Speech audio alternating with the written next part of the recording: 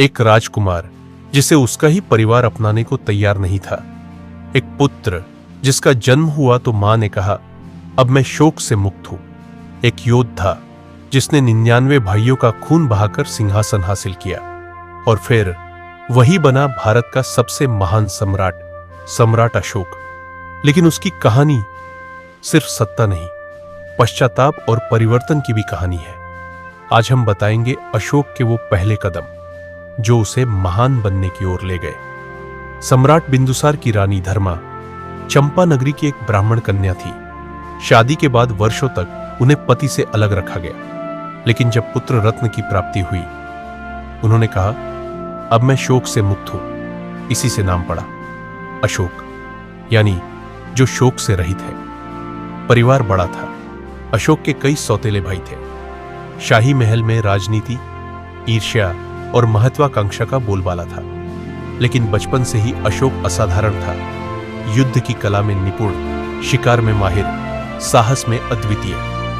बिंदुसार के शासनकाल में अशोक को उज्जैनी का राज्यपाल बना दिया गया। वो बेईमान मंत्रियों के खिलाफ विद्रोह करता, नगरों पर नियंत्रण करता गया। लेकिन जब बिंदुसार की मृत्यु हुई, सिंहासन का असली खेल शुरू हुआ। राजा चाहते थे सुसीमा उत्तराधिकारी बने, लेकिन मंत्रीगणों को वो अयोग्य और घमंडी लगा। राधागुप्त ने अशोक को गुप्त रूप से समर्थन दिया। और फिर हुआ एक भीषण और क्रूर सत्ता संघर्ष। एक दिन अशोक ने सुसीमा को एक अंगारों से भरे गड्ढे में धकेल दिया।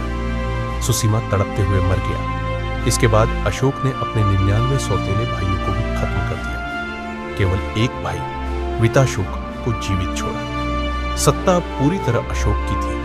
उसने राधागुप्त को प्रधानमंत्री बनाया और 269 ईसा पूर्व में मौर्य साम्राज्य के सिंहासन पर बैठ गया। अब वह सिर्फ एक राजकुमार नहीं था, वह था मौर्य वंश का सम्राट अशोक। एक ऐसा सम्राट जिसने हिंसा से शुरुआत की, पर बाद में इतिहास का सबसे करुणामय और धर्मपरायण राजा बना। अशोक की कहानी हमें सिखाती है, सत्ता तक पहुंचने का मार्ग कभी सरल नहीं होता, पर कभी-कभी सबसे क्रूर कहानियां ही भविष्य के सबसे महान परिवर्तन की भूमिका बनती है। और इसी कहानी की शुरुआत ने जन्म दिया अशोक महान को। अगर आपको अशोक की एक कहानी पसंद आई हो तो लाइक, शेयर और सब्सक्राइब जरूर करें, क्योंकि ऐसी ही ऐतिहासिक गाथाएं हम लाते हैं आपके लिए।